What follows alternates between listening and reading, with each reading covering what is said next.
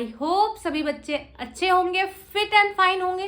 तो जैसा कि आप सभी को पता है, आज से हमारी स्टार्ट हो रही है 5 मिनट कॉन्सेप्ट बूस्टर सीरीज, जिसमें हम 5 मिनट में किसी भी कॉन्सेप्ट को क्लियर करेंगे।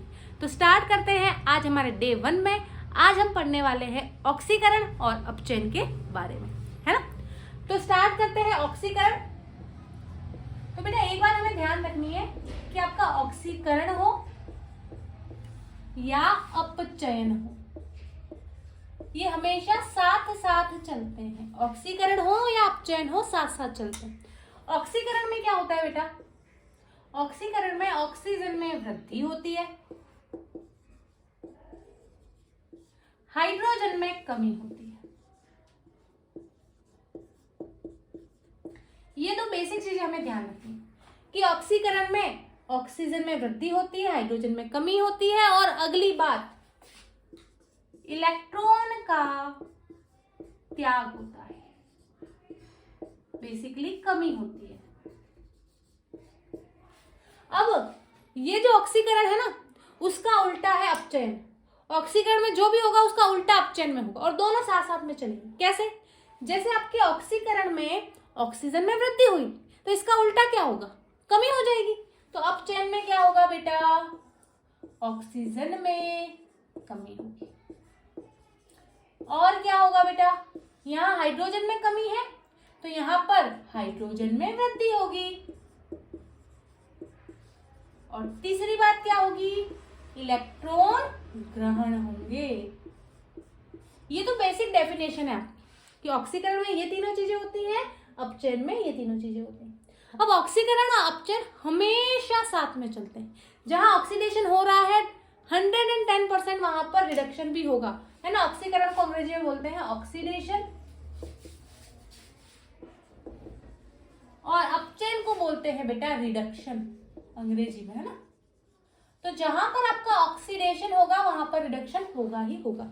ऑक्सीडेशन में ये तीनों चीजें होंगी और अपचयन में ये तीनों चीजें होंगी। क्लियर है यहां तक की बात? जल्दी से इसका स्क्रीनशॉट ले लो।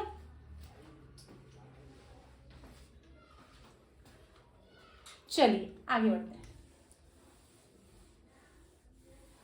अब मैंने बोला कि ऑक्सीडेशन और रिडक्शन हमेशा साथ साथ चलते हैं। अब हमारे पास यहाँ एक डेफिनेशन आती है रेडॉक्स रिएक्शन की, रेडॉक्स अभिक्रिया।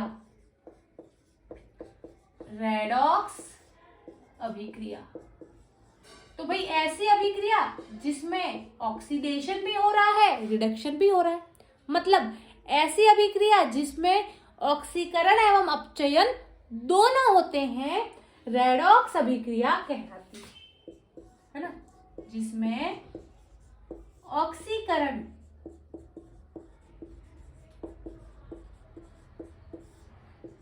एवं अपचयन दोनों होते हैं।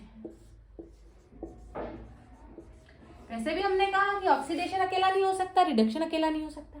एग्जाम्पल देखते हैं जो बहुत फेमिलियर है, बार बार एग्जाम में आया है। ZnO प्लस C, तो यहां बना Zn प्लस CO। क्या इस अभिक्रिया में ऑक्सीकरण और अपचयन हो रहा है? पहचानते हैं। देखो बेटा, यहां पर जिंक के साथ ऑक्सीजन था, यहां पर जिंक के साथ ऑक्सीजन नहीं है। यहाँ ऑक्सीजन 1 था, यहाँ ऑक्सीजन 0 है। ऑक्सीजन में कमी आई, अभी हमने बोला जहां पर ऑक्सीजन में कमी आएगी हम कहेंगे अपचयन। तो बेटा ये क्या है आपका? अपचयन।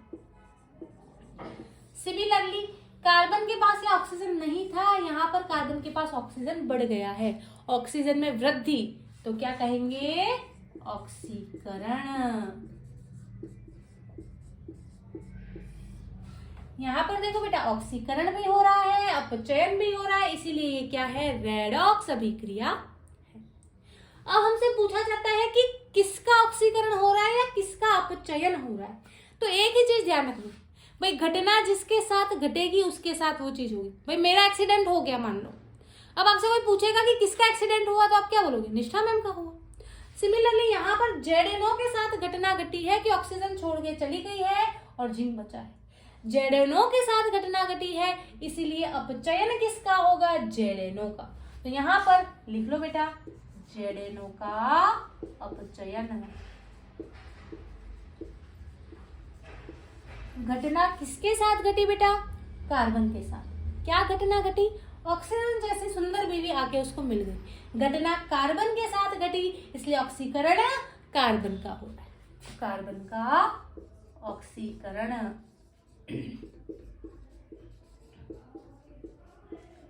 अब अगली बात क्या ध्यान रखनी है? ऑक्सीकारक कौन है और अपचायक कौन है? तो बेटा जिसका अपचयन हो रहा है ना वो ऑक्सीकारक होता है। तो ZNO का अपचयन हो रहा है, इसीलिए ZNO क्या है आपका? ऑक्सीकारक।